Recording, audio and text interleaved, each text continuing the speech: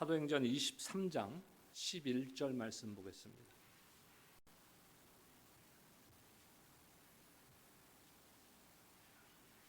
사도행전 23장 11절 한 절의 말씀을 저와 여러분들 한 목소리로 합독하도록 하겠습니다. 사도행전 23장 11절입니다. 시작. 그날 밤에 주께서 바울 곁에 서서 이르시되 담대하라, 내가 예루살렘에서 나의 일을 증언하는 것 같이 로마에서도 증언하여야 하리라 하시니라. 아멘. 여러분들은 신앙생활하면서 무엇이 가장 궁금하십니까? 뭐가 궁금한가? 저 같은 경우는 아마 여러분들도 공감을 하실 터인데, 하나님의 뜻이 무엇인가? 과연 하나님의 나를 향한 뜻, 우리 가정을 향한 뜻, 우리 사업체를 향한 뜻, 또 우리 교회를 향한 하나님의 뜻이 무엇인가? 항상 궁금해요. 우리가 애쓰죠. 그것을 알기 위해서. 다른 말로 하면 오늘 설교 제목과 같이 하나님의 음성을 듣기만 한다면 참 아무 문제 없이 살아갈 수 있을 것 같고, 교회 사역도 아무 문제 없이 우리가 헤쳐나갈 수 있을 것 같은데, 이것이 쉽지 않다는 것이.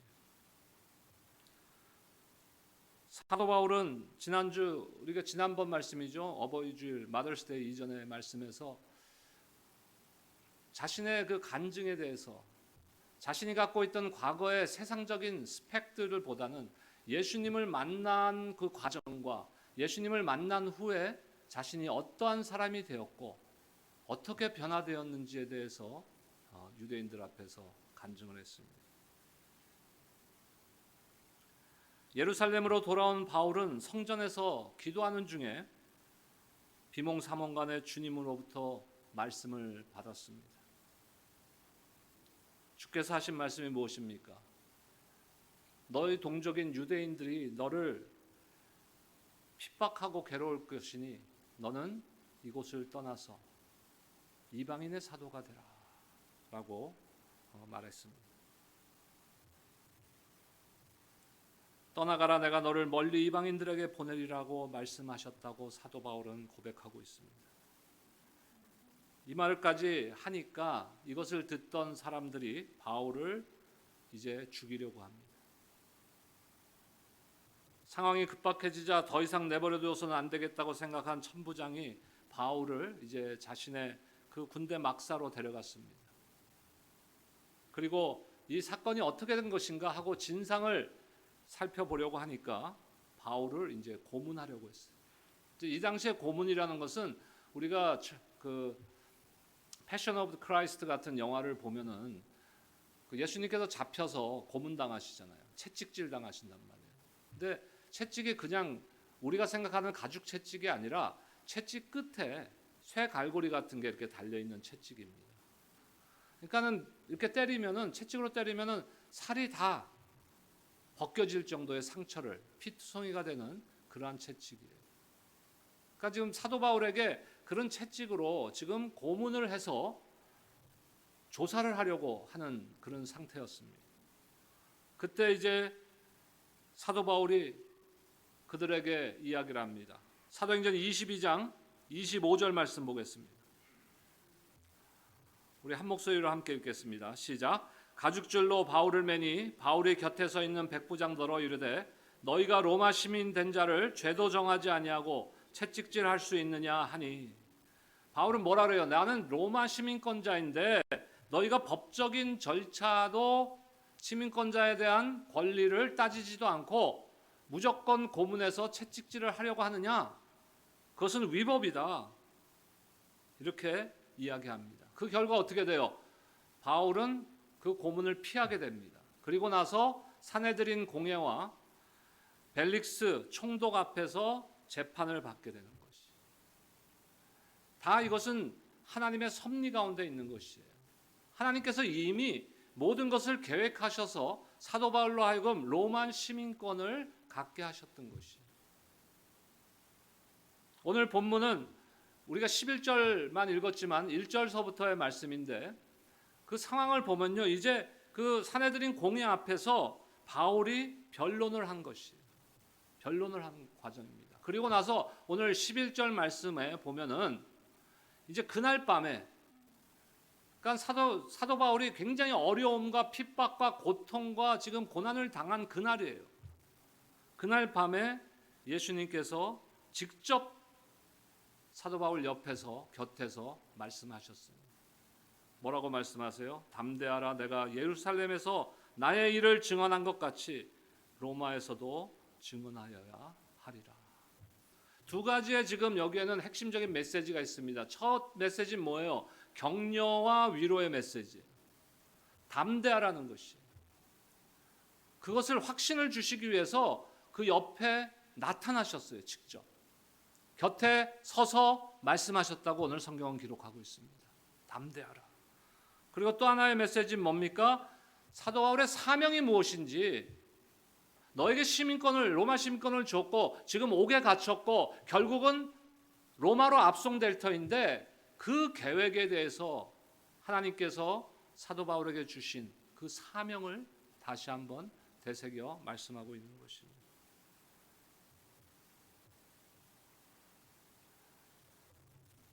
어떤 상황 가운데서도 하나님을 신뢰하고 담대한 삶을 살 수 있는 삶, 얼마나 좋은 삶이에요. 우리도 그런 삶을 살고 싶지 않습니까? 저만 그렇습니까? 여러분들은 그런 삶을 원하지 않습니까? 확신할 수 있는 삶. 아, 이것이 하나님의 뜻이구나. 하나님의 인도하심이구나. 이것이 하나님의 음성이구나 하는 것에 대한 확신하는 그 삶을 산다면 우리에게는 얼마나 좋겠어요.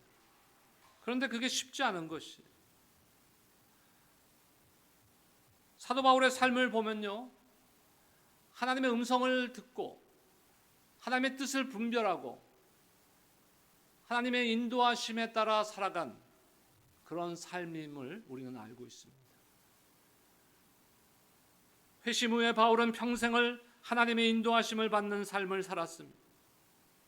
하나님의 인도하심을 받는 삶을 사시는 여러분들 모두가 되시기를 주님의 이름으로 축원합니다. 그렇다면 오늘 사도 바울의 예를 한번 볼까요? 그리고 사도 바울의 반대되는 아나니아와 같은 대제사장 아나니아와 같은 사람의 우리가 모습을 보면서 어떻게 해야 우리가 그러면 하나님의 음성을 듣고 하나님의 뜻을 분별하며 하나님의 인도하심을 받는 삶을 살 수 있는지 살펴보는 시간이 되었으면 좋겠습니다. 우리가 하나님의 인도하심을 받기 위해서 우리가 제일 먼저 해야 되는 것이 무엇이겠어요? 조이 다우슨이라는 여자분이 하나님의 음성을 듣는 삶이란 책을 쓰셨는데, 뉴질랜드 출신이죠. 미국에서 사셨지만 그분이 하나님의 음성을 듣는 삶에서 이렇게 이야기하고 있습니다. 제가 한 구절을 읽어드리겠습니다. 하나님의 음성을 듣기 위한 우리의 가장 큰 필요 중 하나는 겸손함을 입으며 겸손한 마음에서 걸어가되 점점 더 깊은 단계까지 들어가는 것이다. 하나님의 인도하심을 받고자 할 때 겸손함이 없이는 아무런 진보도 있을 수 없음을 성경은 분명히 말해주고 있다. 이렇게 이야기하고, 하나님의 음성을 듣기 위해서, 하나님의 뜻을 분별하기 위해서, 하나님의 인도하심을 받기 위해서 가장 중요한 것 중에 하나가 뭐라고요? 겸손함이라는 것이. 오늘 말씀을 보면 사도 바울의 모습은 어떻습니까? 23장 1절 말씀 한번 보겠습니다. 사도행전 23장 1절 우리 한 목소리로 함께 한번 읽겠습니다. 시작. 바울이 공회를 주목하여 이르되 여러분 형제들아, 오늘까지 나는 범사의 양심을 따라 하나님을 섬겼노라 하거늘.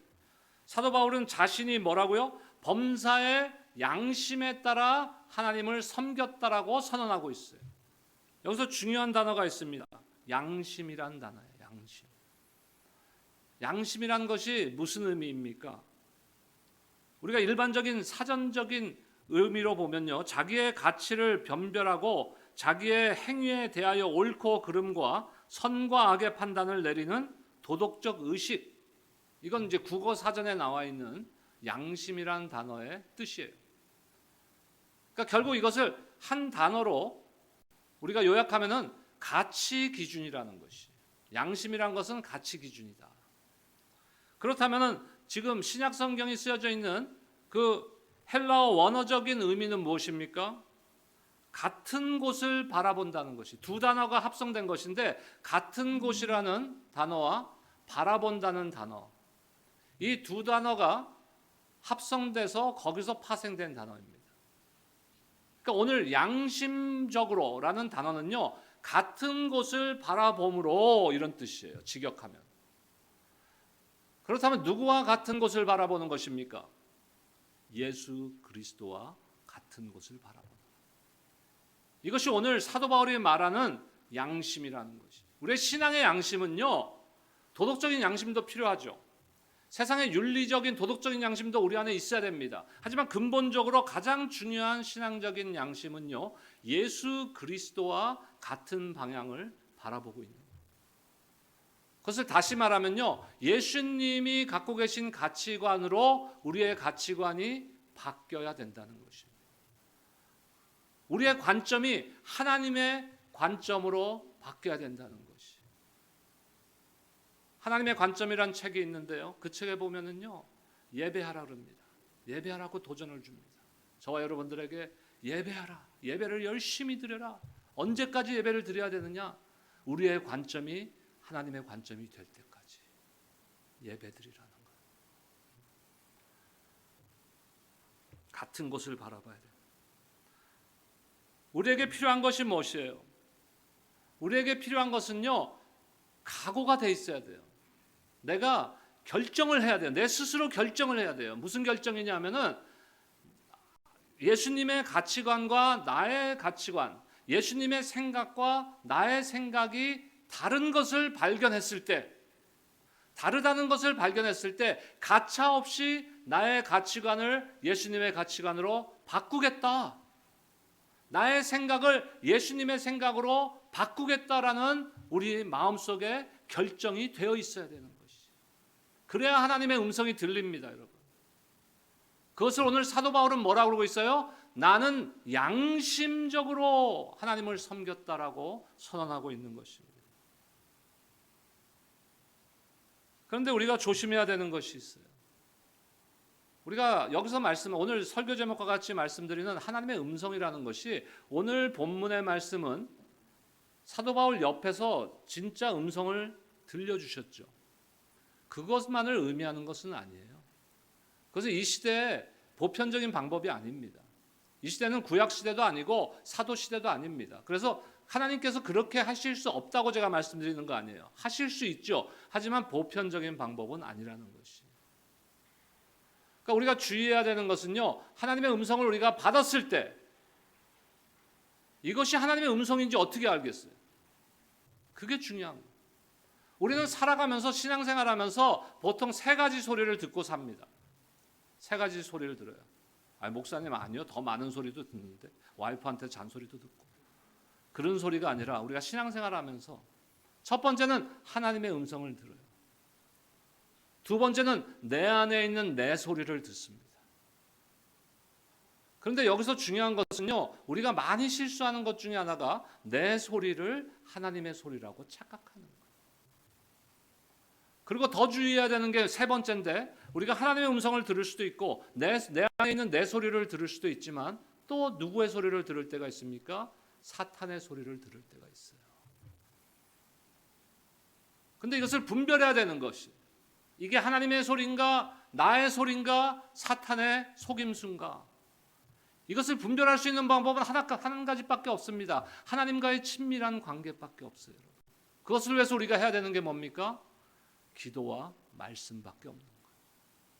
하나님의 음성을 주셨는데 그것을 우리가 확인하기 위해서는 어디를 봐야 돼요? 하나님의 성경 말씀을 봐야 되는 거예요. 만약에 그 음성이 성경과 위배되는, 성경과 맞지 않는 음성이라면 그거는 절대로 하나님이 주신 음성이 아닙니다, 여러분. 그래서 우리가 왜 큐티해야 됩니까? 왜 기도해야 됩니까? 영적으로 깨어 있어야 되기 때문에. 그래서 하나님의 음성을, 하나님의 인도하심을, 하나님의 뜻을 분별할 수 있는 영적인 힘을 우리 안에 가져야 되는 것이 저절로 생기지 않습니다. 우리가 나의 관점을 주님의 관점으로 바꾸려는 각오가 되어 있고 결심을 했을 때, 나의 생각이 잘못됐구나. 예수 그리스도의 생각과 나의 생각은 너무나 다르구나 하는 것을 발견했을 때 우리는 나의 생각을 바꿔야 되는 거예요. 바꾸려고 결단을 해야 되는 것이에요. 고집을 피우면 안 됩니다. 잘못된 관점을 고집하면서 또 나의 소리를 하나님의 소리로 착각하면서 사탄의 소리를 분별을 못하면서 산다면은 어떻게 되겠어요? 하나님은 이리로 가라고 하는데 우리는 이쪽으로 가고 있는 것이에요. 그러면 이 길과 이 길이 만나겠습니까? 절대로 안 만나는 거예요. 그러면 잘못된 길로 가고 있어요. 내가 지금 신앙생활을 지금 제대로 안 된 걸로 길로 가고 있어요. 그것을 말씀을 통해서 내가 발견했다면 too late이란 건 없습니다. 우리 신앙생활에 too late이란 건 없어요. 그것을 발견했을 때 그 순간에 주님 죄송합니다. 내가 분별을 못했군요. 돌아서면 되는 거예요. 주님의 뜻 앞에 순종하면 되는 것이에요. 그럴 때 주님께서는 더 이상 우리의 과거를 묻지도 따지지도 않으시는 분이십니다. 연세 드신 분한테 복음을 전하다 보면요, 저희 아버님도 그랬어요. 저희 아버님이 80 중반에 예수님을 영접하셨는데, 작년에 소천하셨는데 예수님을 80 중반 다 돼서 영접하셨어요. 근데 그 전까지도 계속 뭐라 그러냐면은, 제가 복음을 전하려고 그러면은 피하시고, 아들이 오랜만에 한국에 가서 그 식사 한번 같이 하는데도 식당에다 수첩을 쫙 가져오세요. 복음에 대항할 만한 그 뭐 칼럼들 이런 거. 학구파세요, 학구파. 저는 학구파가 아니거든요. 그러니까 그런 걸로 우리가 이길 수 없어요. 예수 그리스도의 이름으로 해야 되는 거예요. 근데 그렇게 복음을 전하 보면 연세 드신 분들은 보통 뭐라고 반응하냐면요, 내가 이 나이에 또 뭘 또 바꿔 그거를, 평생 불교 신자였는데 이런단 말이에요. 제가 그러죠. 그 나이니까 바꾸셔야 돼요. 더 이상의 기회가 없을 수도 있어요. 그 나이니까 지금 바꾸셔야 돼요. 지금 결단하셔야 돼요. 우리 신앙생활이 그런 거예요. too late이란 건 없어요, 여러분. 내가 평생 신앙생활을 했는데 이쪽으로 해왔어요. 원래 신앙생활은 이쪽으로 가야 되는데 이쪽으로 해왔어요. 잘못된 방향으로 가고 있어요. 그것을 발견했다면 지금 돌아서면 되는 거예요. 그때 하나님의 음성이 들립니다. 하나님께서 여러분들을 선한 길로 인도해 주실 줄로 믿습니다. 사도 바울은 그래서 범사의 양심에 따라 섬겼다 이렇게 선언하고 있는 거예요. 다시 말씀드리지만 그것은 사도 바울의 가치 기준이 예수 그리스도의 가치 기준이라고 하는 것이에요. 같은 방향을 바라보고 있다는 것이에요. 하나님의 뜻을 알고 인도하심을 받으면 어떻게 우리가 그것이 하나님의 뜻인지 알겠어요. 여러분들 마음에 기쁨이 생겨요. 평강이 옵니다. 계속 불편하면요, 그 하나님의 뜻이 아닐 수도 있어요. 그러니까 기도해 보셔요. 하나님의 인도하심을 받은 사람들은 그래서 오늘 예수님께서 사도 바울에게 뭐 하라 그래요? 담대하라고 말하잖아요. 그 하나님의 인도하심을 받으면 담대할 수 있는 거예요. 왜? 확신이 있으니까. 저와 여러분들이 하나님의 음성만 듣는다면, 하나님의 인도하심을 100% 받을 수 있다면 불가능한 일이겠지만, 그럴 수만 있다면 우리가 담대하지 않을 수 있습니까? 하나님은 전지전능하신 하나님이시고 창조주 하나님이시고 지금도 살아서 우주 만물을 직접 주관하시는 하나님이심을 여러분들 믿으시기 바랍니다. 그 하나님이 나에게 음성을 들려주시고 하나님의 뜻을 알려주시는데 그 뜻대로 살면은 100%인 거예요. 승리하는 삶을 살아갈 수 있는 거예요. 선한 양심을 가지고 주님과 같은 방향으로, 같은 가치 기준으로 하나님의 관점을 가지고 신앙생활 하시고 섬기시기를 주의 이름으로 축원합니다. 그런데 그 반대의 사람이 있어요. 우리 안에도 있을 수 있어요. 저도 그럴 수 있어요. 바울의 말에 이제 대제사장이었던 아나니아가 반응을 합니다. 사도행전 23장 2절 말씀 보겠습니다. 함께 읽겠습니다. 시작. 대제사장 아나니아가 바울 곁에 서 있는 사람들에게 그 입을 치라 명하니. 대제사장 아나니아는요, 지금 사도 바울이 자기는 양심적으로 선한 양심을 가지고 하나님을 섬겼다 하는 그 말이 불편한 거예요. 지금 불편한 거예요. 그러면 내가 대제사장인데 나는 그러지 않았다는 것이야? 마음이 불편한 거예요. 이거를 다른 표현으로 하면요, 마음의 찔림을 받았어요. 그럼 마음의 찔림을 받으면요, 내 생각이, 내가 갖고 있는 관점이 잘못되었을 수도 있다는 것을 생각해 봐야 되는데, 그 마음이 양심적이지 못하면요, 그 마음이 완고하기 때문에 그것에 대해서 반발을 해버립니다. 나랑 다른데 네가 틀렸어. MBTI 왜 해야 된다고요? 다른 것을 인정해야죠. 다른 것을 인정할 뿐만 아니라 내가 틀렸다는 것을 내가 수긍할 수 있어야 됩니다. 우리 자녀들을 키우다 보면요, 저희 애들도 뭐 다 자랐지만 자녀들을 키우다 보면요, 나중에 자녀들이 성인이 되었을 때 저희 아들들하고도 가끔 뭐 제가 대화가 많은 아버지는 아니지만 가끔 이야기를 하면요, 어렸을 때 그 좋았던 기억들은 다 잊어버렸나 봐. 컴플레인을 해 가끔. 컴플레인, 아빠가 뭐. 근데 그 중에 하나가 뭔지 아세요? 아빠는 아빠가 항상 옳았다 그러는 거예요.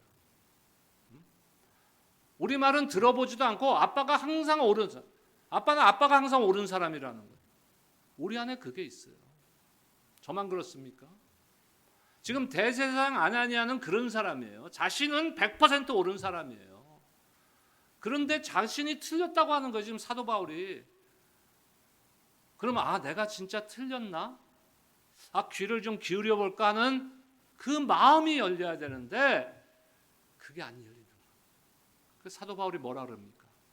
3절 상반절에 보니까 바울이 이르되 회칠한다며 하나님이 너를 치시리로다.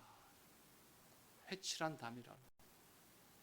예수님께서도 위선적인 서기관들과 바리새인들에게 뭐라고 불렀습니까? 회칠한 무덤. 회칠한 무덤이라 그랬어요. 회칠한 무덤이라는 것은요, 원래 이제 의미는 지금 예수님께서는 십자가에 달려 죽으시고 어디서 장사를 지냈어요? 굴에서. 근데 본인의 원래는 그 무덤이 아니었죠. 그런데 그 굴에서 장사를 지낸다든지 뭐 묘비를 세운다든지 이거는 좀 그래도 그 권세가 있든지 돈이 좀 있든지 하는 사람들이 지내는 방식이었고, 그 당시에 일반 유대인들, 특히 돈이 없는 유대인들은 그냥 흙에다 갖다 묻어요. 그리고 우리나라처럼 무슨 봉분이 있는 것도 아니고 그냥 플랫하단 말이에요. 편편하다 보니까 비가 오면은, 여러분 우리가 캘리포니아에서, 저는 캘리포니아만 거의 40년 가까이 살았어요. 그러니까 캘리포니아는 비가 한번 오면은요, 이 도심지에 가 보면은요, 배수가 안 돼 잘. 미국이란 나라가 이러냐. 왜 그러냐면 비가 자주 안 오기 때문에 그거에 대비한 그런 그 시설이나 대비가 비가 자주 오는 데만큼 없다는 얘기예요. 안 돼 있다는 얘기예요. 지금 이스라엘도 그렇거든요. 그러니까 비가 한번 오면은 그 무덤의 흙이 다 쓰러져 가고, 그러면은 어디가 무덤이고 어디가 길인지 구분을 못 하는 거예요. 그래서 어떻게 하냐면요, 그 무덤 위에다가 이렇게 하얀 칠을 칠하는 거예요. 회칠한. 여기는 무덤입니다. 길이 아니니까 돌아가세요. 그게 회칠한 무덤이에요. 근데 그것을 보면은 하얀 칠을 해놓는 것 보니까 깨끗하잖아요. 무덤이 든든하게 세워져 있고 튼튼한 것 같아요. 깨끗한 것 같아요. 하지만 그 밑에는 무슨 일이 일어나고 있습니까? 시체가 썩고 이제 백골이 된 뼈다귀만 남아있는, 해골만 남아있는 그런 무덤인 것이. 다시 말해서 겉과 속이 다르다는 것이. 오늘 사도 바울은 그것을 뭐라고 부르고 있습니까? 회칠한 담이라고 부르고 있는 거예요. 담은 튼튼해야 되잖아요. 성이라는 것은 튼튼하게 적군들이 쳐들어왔을 때 그것을 막을 수 있는 튼튼한 담이 돼야 되는데, 그것이 아니고 흙으로 대충 해서 이제 비만 오고 누가 건드리기만 하면 무너질 지경인데 겉에만 깨끗하고 튼튼한 것처럼 칠해놓은 거예요. 지금 대제사장 아나니아에게 사도 바울은 너는 그런 회칠한 담과 같은 존재다라고 지금 하고 있는 거예요. 겉과 속이 다른 위선자라는 것이. 경건의 모습은 있지만 너는 하나님을 향한 진정한 경건은 없다고 지금 경고하고 있는 것입니다. 신앙의 이중성입니다. 우리 안에는 회칠한 담에 그러한 요소들이 없습니까? 저는 있어요. 우리 안에도 회칠한 담과 같은 그러한 요소들이 우리 신앙 가운데 있다고요. 그 중에 하나는 뭡니까? 나의 생각을 절대로 바꾸려지 않는 완고함이 있어요. 나의 생각은 절대로 바뀔 마음이 없어요. 하나님의 말씀이라도 나는 바꿀 마음이 없어요. 회칠한 담과 같은 거예요. 하지만 겉으로는 다 합니다. 종교적인 다 형식적인 예배 다 합니다. 교회에서 섬기고 다 합니다. 하지만 진정으로 내 삶이 바뀌고 내 생각이 바뀌고 나의 마음이 하나님의 마음을 품기를 위해서 애쓰고 결단할 마음은 없는 거예요. 이것이 우리가 갖고 있는 회칠한 담과 같은 거예요. 때로는 성경 말씀을 나의 왜곡된 지식을 가지고 잘못 해석합니다. 착각합니다. 그러면 바른 말씀을 받았을 때는 나의 생각을 바꿔야죠. 바꿀 마음이 없어. 나는 평생 그렇게 신앙생활 했는데.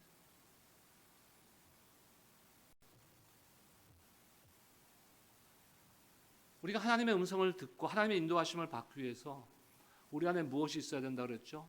선한 양심이 있어야 되는 거예요. 나의 가치관을 주님의 가치관으로 바꾸는 거예요. 주님과 같은 방향을 바라보는 선한 양심이 있어야 되고, 두 번째 뭡니까? 나 안에 있는 이 회칠한 담과 같은 요소들을 무너뜨려야 되는 것이에요. 우리 스스로 그걸 무너뜨려야 되는 거예요. 하나님의 뜻 앞에 언제든지 나의 뜻을 포기할 수 있어야 되는 것이에요. 하나님의 말씀 앞에서 나의 생각을 바꿀 수가 있어야 되는 것이에요. 여러분, 우리가 많은 것들을 잘못 알고 있는 거 많아요. 여러분도 안 그렇습니까? 제가 창피한 얘기 하나 해드릴까요? 우리 보통 뭐 글 올리고 이런 걸 게시판이라고 그러잖아요. 게시판.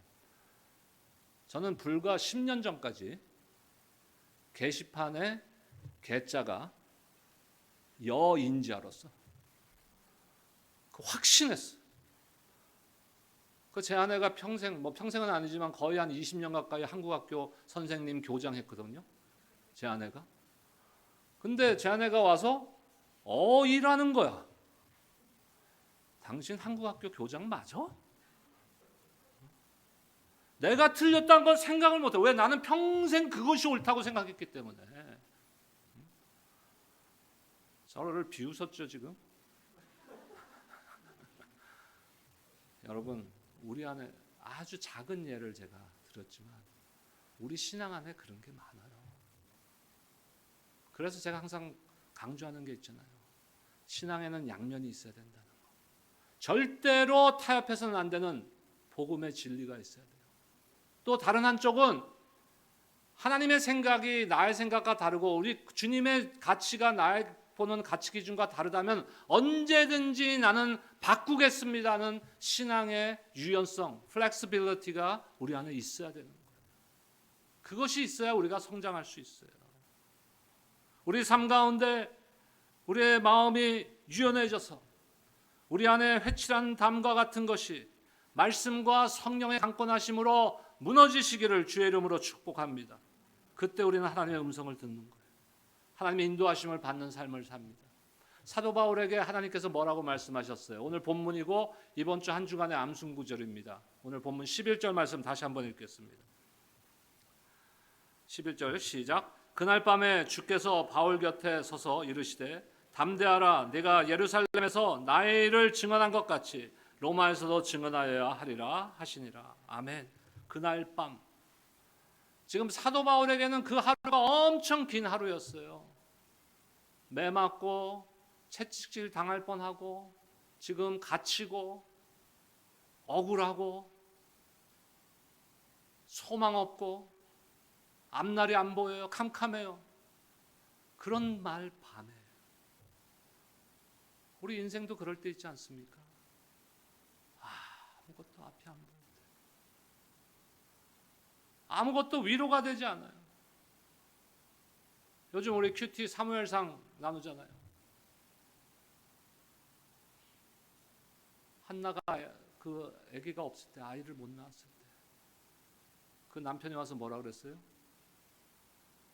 열 아들보다 내가 낫지 않냐. 그 위로가 되겠어요?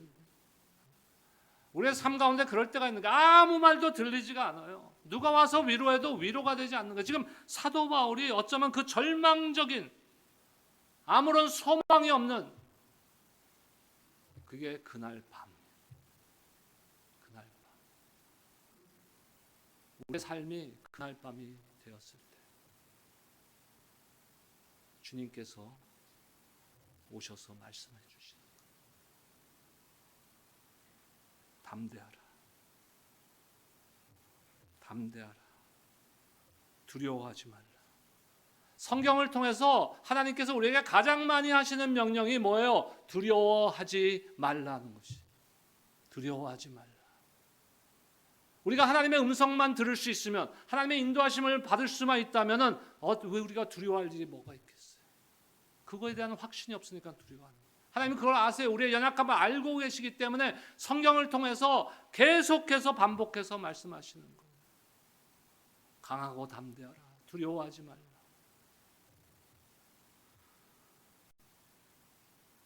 여러분, 오늘 이 시간 주님의 음성을 들으시기를 축복합니다. 우리 좋아하는 찬송가 있잖아요. 주의 음성을 내가 들으니 무슨 말일세? 사랑한단 말일세. 지금 이 시간 저와 여러분들을 향해서 하나님께서는 성경 66권을 통하여서 사랑의 편지, 러브레터를 여러분들에게 보내고 계시는 것이, 날마다 큐티를 통해서 우리는 그 하나님의 사랑의 편지를 보고 하나님의 음성을 듣는 것이, 사랑하는 내 아들아, 사랑하는 내 딸아, 두려워하지 말라. 내가 너와 함께함이라.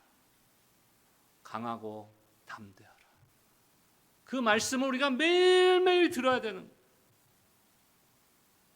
세상에서 두려워하지 말고 담대함으로 내가 이미 십자가에서 이긴 그 승리를 너희는 마음껏 누려라. 이 하나님의 음성을 여러분들 들으시기 바랍니다. 그러기 위해서 무엇이 되어야 된다고요? 주님과 같은 방향을 바라봐야 돼요. 같은 가치 기준, 선한 양심, 그리고 우리 안에 완고함이나 어떤 고집이나 잘못된 지식이나 이런 회칠한 담들이 있다면 그것이 말씀과 성령의 강권하심을 통하여 무너져야 됩니다. 그리고 변할 각오가 되어 있어야 되는 것이. 그리고 하나님의 음성에 순종하는 삶. 그때 하나님께서 여러분들의 삶을 책임져 주십니다. 최선의 길로 인도해 주십니다. 이번 한 주간도 그 하나님의 음성을 듣는 삶, 하나님의 뜻을 분별하는 삶, 하나님의 인도하심을 받는 삶을 통하여서 한 주간도 승리하며 승리를 선포하는 삶을 사시기를 주의 이름으로 축원합니다. 기도하겠습니다. 하나님 감사합니다. 사도 바울의 그 삶을 돌아봅니다. 사도행전의 기록을 봅니다.